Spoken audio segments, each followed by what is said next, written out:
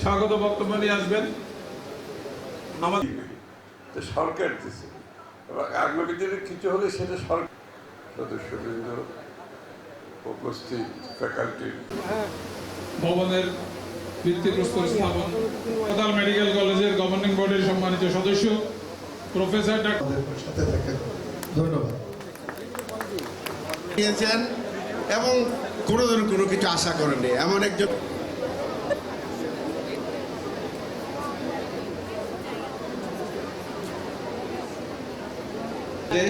আমাদের চট্টগ্রাম মহাশিশু হাসপাতাল মেডিকেল কলেজের স্থান দ্বিতীয় কারণ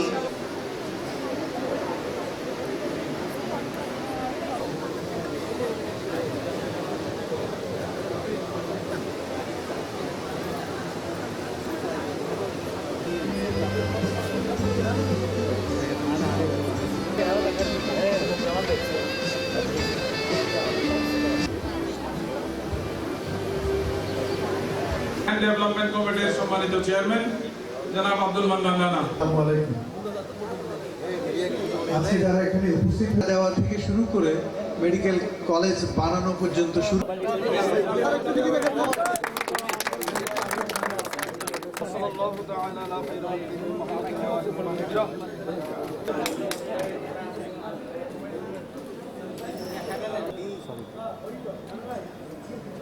আমাকে